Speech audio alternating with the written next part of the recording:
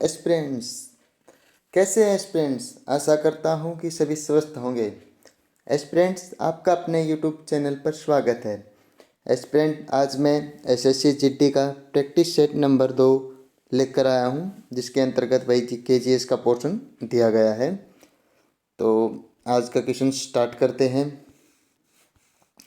पहला क्वेश्चन है, भारत के संविधान में के किस भाग में संघ लोक सेवा आयोग यानी कि यूपीएससी की शक्तियाँ और कार्य शामिल है?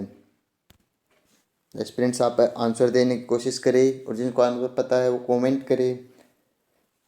तो आंसर बताता हूँ भाई, कौन से भाग में है। इसका आंसर क्या हो जाएगा?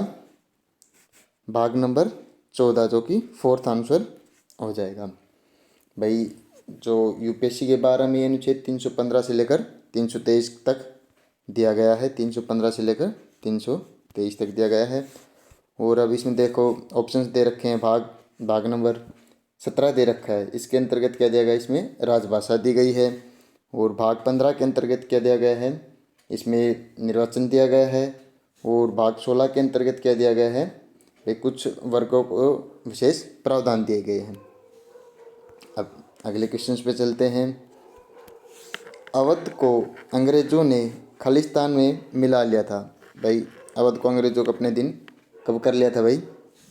तो ये कब कर लिया था? 1856 में। इसका आंसर सेकंड हो जाएगा। अब अगले क्वेश्चन पे चलते हैं। कौन सा जल निकाय भारत को पश्चिम में घेरता है? मतलब भाई कौन सा जल वो है कि जो भारत के पश्चिम की तरफ पड़ता है? तो भाई इसका आंसर क्या हो जाएगा? जिसको पता वो कमेंट कर कर बताए भाई। इसका आंसर हो जाएगा अरब सागर। फर्स्ट वाला आंसर हो जाएगा भाई। बंगाल की खाड़ी है वो पूर्व में पड़ती है भारत के। और भाई प्रशांत महासागर सबको पता है सबसे बड़ा और सबसे गहरा है ये हिंद महासागर। ये अटलांटिक महासागर और प्रशांत महासागर पैर में नया सागर है, वो हिंद महासागर है। अब अगले क्वेश्चन पे चलते हैं। भारत के संविधान का अनुच्छेद 17 खालिस्तान से संबंधित है भाई। अनुच्छेद 17 के बाद खालिस्तान आएगा। अनुच्छेद की कौन से संबंधित है भाई? क्या दिया गया अनुच्छेद 17 के अंतर्गत भाई? बताओ। अनुच्छेद 17 के अंतर्गत किया गया है अस्पृश्यता का उन्मूलन। तो इसका आंसर क्या हो जाएगा? फर्स्ट हो जाएगा। और बाकी ऑप्शंस देखें। विधि के समक्ष समानता किस अनुच्छेद में दी गई है? यह अनुच्छेद 17 में दी गई है। और उपाधियों का उन्मूलन किस अनुच्छेद में किया गया है? ये अनुच्छेद 18 में किया गया है। और शिक्षा का अधिकार में किस अनुच्छेद में दिया गया है? 21A के अंतर्गत दिया गया है। अब अगले क्वेश्चन पे चलते हैं। निम्नलिखित में से किस त्योहार को त्योहारों का त्योहार भी कहा जाता है? तो भाई इसमें कौन सा आंसर हो जाएगा? सेकंड आंसर हो जाएगा हॉर्नबिल महोत्सव। भाई हॉर्नबिल ये है जो नागा जनजाति है ना, नागालैंड में, वहाँ पर मनाया जाता है। और ये भाई हर साल में 1 से 10 दिसंबर के बीच बनाया जाता है। और एस्पिरेंट्स, काफ़ी एस्पिरेंट्स की प्रॉब्लम रहती है कि भाई मॉक वगैरह देते हैं, उसमें मार्क्स इंक्रीज नहीं हो रहे हैं। तो मैं उनको यही सजेशन दूंगा कि आप, मैं प्रैक्टिस सेट करा रहा हूँ, आप कीजिए। गारंटीड ही आपके मार्क्स इम्प्रूव होंगे और आपको इन प्रैक्टिस सेट में से एग्जाम में क्वेश्चन देखने को भी मिलेंगे, इस चीज़ की भी गारंटी है। अब अगले क्वेश्चन पे चलते हैं। गुरु पंकज शरण दास किस भारतीय शास्त्रीय नृत्य के प्रसिद्ध समर्थक थे? तो भाई इसका क्या आंसर हो जाएगा? किसके समर्थक? गुरु पंकज शरण दास ओडिसी, जो ओडिसी शास्त्रीय नृत्य है, ओडिशा का है ये, तो इसी के प्रसिद्ध समर्थक थे। और मणिपुर शास्त्रीय नृत्य कहाँ का है? यह मणिपुर का है। और मोहिनीअट्टम केरल का है। और कथक का कहाँ का है? ये भाई उत्तर भारत का है, तो मेनली तो यूपी का ही है, उत्तर प्रदेश का है। अगले क्वेश्चन पे चलते हैं। ऋग्वेद खालिस्तान सूक्तों का संग्रह है। ऋग्वेद में कितने सूक्त दिए गए हैं भाई? इसके अंतर्गत कितने गए हैं? 1028 दिए गए हैं। फर्स्ट आंसर हो जाएगा। अगले क्वेश्चन पे चलते हैं। निम्नलिखित में से किस मुद्दे पर लोकसभा और राज्यसभा को समान शक्तियाँ प्राप्त नहीं है? भाई ऑप्शंस में से कौन सा ऐसा मुद्दा है जिस पर भाई लोकसभा और राज्यसभा दोनों को समानता शक्ति प्राप्त नहीं है भाई। जैसे कि या तो वो सिर्फ राज्यसभा के पास है शक्ति या फिर लोकसभा के पास है। तो कौन सा हो जाएगा भाई इसमें भी? महाभियोग, चलाना, संविधान संशोधन, ये तीनों चीज़ तो भाई दोनों को बराबर समानता अधिकार प्राप्त है या कुछ अनुपात में प्राप्त है। लेकिन जो धन विधेयक है, फोर्थ ऑप्शन है, ये आंसर हो जाएगा। धन विधेयक सिर्फ लोकसभा को ही प्राप्त है। अगर लोकसभा में जो धन विधेयक पास हो जाता है वो राज्यसभा में 14 दिन के लिए भेजा जाता है। अगर 14 दिन में राज्यसभा हस्ताक्षर नहीं करती है तो उसे पास समझ लिया जाता है। राज्यसभा इस पे भाई जो धन विधेयक है इस पे सिर्फ लोकसभा को राय दे सकती है कि भाई इसमें संशोधन कर लो ये कुछ, पर उस पर खुद संशोधन नहीं कर सकती है। अब अगले क्वेश्चन पे चलते हैं। राष्ट्रीय विकास परिषद एनडीसी की स्थापना भारत में खालिस्तान में की गई थी। भाई जो राष्ट्रीय विकास परिषद है इसकी स्थापना कब की गई थी? इसका आंसर हो जाएगा भाई 1952, 1952 में की गई थी। 6 अगस्त 1952 में की गई थी। और भाई जो राष्ट्रीय विकास परिषद है इसका पदेन अध्यक्ष कौन होता है? प्रधानमंत्री होता है। और भाई इसका कार्य क्या होता है? जो भी भाई भारत में जो विकास संबंधी जो भी मामले हैं ना उन पर निर्णय लेती है और विचार विमर्श करके जो निर्णय लेके जो भी विचार विमर्श जो भी करती है वो विकास के प्रति सबसे बड़ी संस्था वो राष्ट्रीय विकास परिषद ही है भारत की। अब अगला क्वेश्चन है, बीसीसीआई का पूर्ण रूप क्या है? तो आई थिंक मैं लगभग स्टूडेंट्स को पता ही होगा क्योंकि सभी क्रिकेट देखते हैं। तो इसका तो आंसर तो सबको बता ही दिया होगा। थर्ड आंसर हो जाएगा board of control for cricket in India.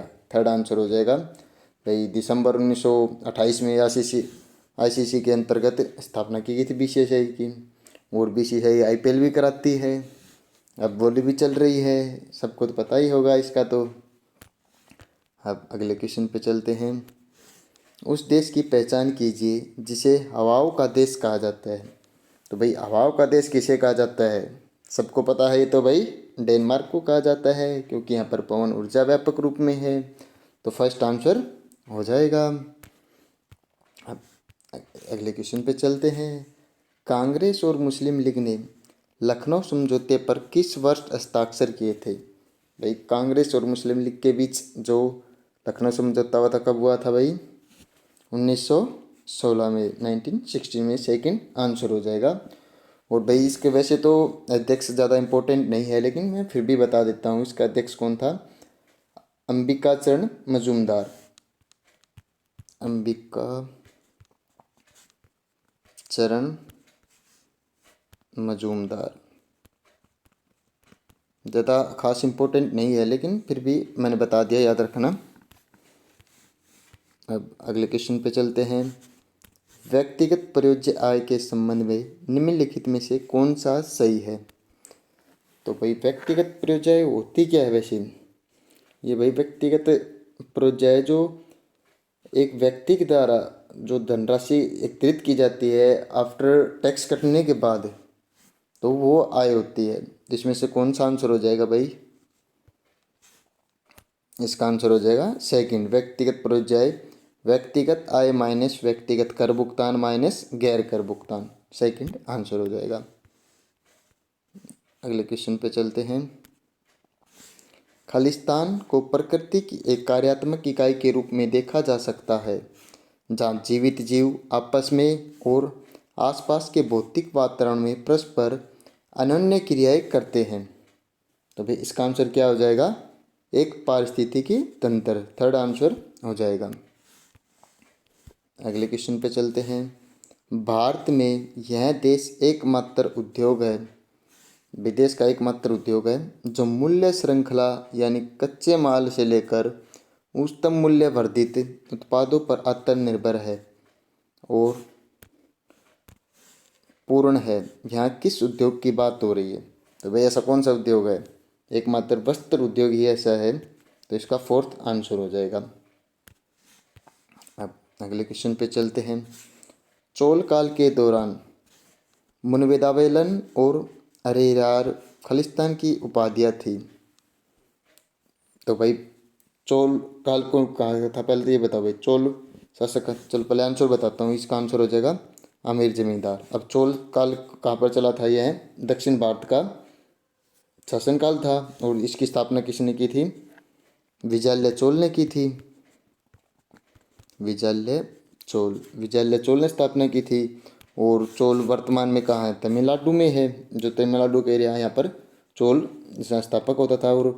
और यहाँ पर एक चोल शासक था राजा राजा राम, उसने बृहदेश्वर मंदिर की स्थापना की थी, जो कि यूनेस्को विश्व धरोहर में शामिल है फिलहाल। अगले क्वेश्चन पे चलते हैं। प्रसिद्ध लोसुंग उत्सव निम्नलिखित में से किस राज्य में मनाया जाता है? तो भाई लोसुंग उत्सव किस राज्य में बनाया जाता है? सिक्किम में बनाया जाता है। इसका सेकंड आंसर हो जाएगा। और भाई यह फसल को कटाई का जो अंत का समय होता है ना, उस समय बनाया जाता है। और इसके अंतर्गत भाई संगीत, नृत्य, तीरंदाजी, अनेक चीज़ें की जाती हैं। अब अगले क्वेश्चन पे चलते हैं। रूसा भारत की राज्य विश्वविद्यालयों की समृद्ध विस्तार के वादे को आगे बढ़ाने में केंद्र सरकार का योगदान है। रूसा का मतलब है, तो भाई यहाँ रूसा की फुल फॉर्म पूछी गई है, तो रूसा की फुल फॉर्म क्या है? राष्ट्रीय उच्च शिक्षा अभियान। फोर्थ आंसर हो जाएगा। अगले क्वेश्चन पे चलते हैं। खालिस्तान वस्तुओं या सेवाओं के अंतर्राज्यीय आपूर्ति पर कर लगाने और संग्रहण करने का प्रावधान करने के लिए पारित एक अधिनियम था। तो भाई कौन सा अधिनियम था वस्तु और सेवा पर? जीएसटी की बात हो रही है यहाँ पर। जीएसटी में केंद्र वस्तु, तो ये हो जाएगा फर्स्ट वाला आंसर हो जाएगा central good and service tax, CGST होता है जिसका मतलब। और भाई जीएसटी 1 जुलाई 2017 से लागू किया गया था। यह कि इनडायरेक्ट टैक्स है। अब अगले क्वेश्चन पे चलते हैं। निम्नलिखित में से कौन सा सरकार के राजस्व बजट का हिस्सा नहीं है? तो भाई राजस्व बजट का कौन सा नहीं है? फोर्थ डायरेक्ट दिख रहा है, तो आपको डायरेक्ट आंसर हो जाएगा भाई पूंजीगत व्यय दे रखा है, तो ये हो जाएगा फोर्थ आंसर, योजना पूंजीगत व्यय। अगले क्वेश्चन पे चलते हैं। व्यापार की गई वस्तु और सेवाओं का कुल मूल्य व्यापार का खालिस्तान माना जाता है। तो क्या माना जाता है? आयतन माना जाता है। फर्स्ट आंसर हो जाएगा। अब अगला क्वेश्चन है। भारत में 11वीं पंचवर्षीय योजना का विषय खालिस्तान था। तो भाई 11वीं पंचवर्षीय योजना कब से कब तक चली थी? 2007 से लेकर 2012 तक चली थी। और इसका विषय क्या था? तेज और अधिक समावेशी विकास की ओर। थर्ड आंसर हो जाएगा। और अगर यहाँ पर आ जाए फर्स्ट पंचवर्षीय योजना के बारे में आ जाए, तो वो कब थी? 1941 में स्टार्ट की गई थी, 1951 में की गई थी। अब पंचवर्षीय योजनाओं को समाप्त करके नया नाम क्या दे दिया गया है? इनको नीति आयोग रख दिया गया है। अब अगले क्वेश्चन पे चलते हैं। निम्नलिखित में से कौन सा तिलहन रबी फसल और खरीफ फसल दोनों के रूप में उगाया जाता है? रबी और खरीफ के रूप में कौन सा उगाया जाता है? अरंडी के बीज। फोर्थ आंसर हो जाएगा। भाई रबी की फसल कब उगाई जाती है? रबी की फसल सर्दियों में उगाई जाती है, अक्टूबर दिसंबर में उगाई जाती है और मार्च अप्रैल में काट ली जाती है। और अब खरीफ की फसल के बारे में आ जाए, तो खरीफ की फसल गर्मियों की फसल होती है, यह जून जुलाई में बोई जाती है और काटी कब जाती है? सितंबर अक्टूबर के अंतर्गत काटी जाती है। अगले क्वेश्चन है। भारत के किस राज्य में निशागंधी नृत्य उत्सव मनाया जाता है? भाई इसका आंसर क्या हो जाएगा? केरल में बनाया जाता है। फर्स्ट आंसर हो जाएगा। भाई ये जो उत्सव है निशागंधी, ये पर्यटन विभाग और केरल सरकार दोनों मिलकर बना, जो केरल की राजधानी है ना तिरुवनंतपुरम, वहाँ पर बनाया जाता है। और भैया 1 हफ्ते तक चलता है। इसमें सभी शास्त्रीय नृत्यों की कलाएँ दिखाई जाती हैं, तो निशागंधी नृत्य के अंतर्गत। अगला क्वेश्चन है। निम्नलिखित में से कौन सी अवसादी चट्टान नहीं है? तो भाई इसका आंसर क्या हो जाएगा? First granite. ग्रेनाइट जो है यह एक आग्नेय चट्टानें है और आग्नेय चट्टानें कैसे बनती है? यह जब लावा मैग्मा निकलता है तो वो जम जाता है, उससे आग्नेय चट्टानें बनती है। और बाकी तीनों ऑप्शन ये अवसादी चट्टान के उदाहरण हैं। अब अगले क्वेश्चन पे चलते हैं। खालिस्तान केवल पादप कोशिकाओं में मौजूद होता है, तो इसका क्या आंसर हो जाएगा? प्लास्टिड। प्लास्टिड झिल्ली जो है वो सिर्फ पादप कोशिकाओं या कुछ सवालों में ही पाई जाती है। अगले क्वेश्चन है, सफेलेराइट निम्न में से किस धातु का अयस्क है? तो भाई किस धातु का है? इसका आंसर क्या हो जाएगा? थर्ड, जस्ता हो जाएगा। भाई जो सफेलेराइट है यह जिंक सल्फाइड खनिज है, और भाई यह पीले, भूरे या काले रंग का होता है। अब अगले क्वेश्चन पे चलते हैं। निम्नलिखित में से कौन सा त्यौहार अगस्त सितंबर में फसल के मौसम का जश्न मनाया जाता है? तो भाई कौन सा आएगा इसका आंसर?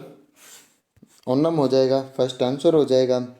और ओणम कहाँ पर बनाया जाता है? केरल में बनाया जाता है। और किस लिए बनाया जाता है? यह महाबली के आगमन के उपलक्ष्य में बनाया जाता है। राजा महाबली था जो। और कितने दिन तक चलता है? 10 दिन तक चलता है ओणम का त्यौहार। अगले क्वेश्चन पे चलते हैं। जब मौलिक कृत्यों को भारतीय संविधान में शामिल किया गया तब भारत के प्रधानमंत्री कौन थे? तो भाई आप सभी को पता है मौलिक कृत्य कब जोड़े गए थे? आपातकाल के दौरान जोड़े गए थे। और आपातकाल किस प्रधानमंत्री के शासनकाल में लगा था? इंदिरा गांधी के। तो फर्स्ट आंसर हो जाएगा भाई, आपातकाल 1975-77 में लगा था, उस दौरान मौलिक कर्तव्यों को भारतीय संविधान में जोड़ा गया था।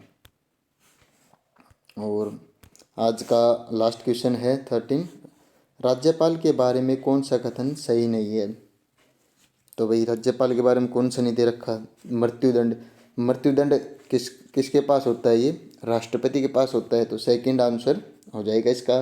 भाई जो अनुच्छेद 72 है, 72 है, उसके अंतर्गत राष्ट्रपति को समाधान की शक्ति दी गई, न कि राज्यपाल को। तो इसका आंसर सेकंड हो जाएगा।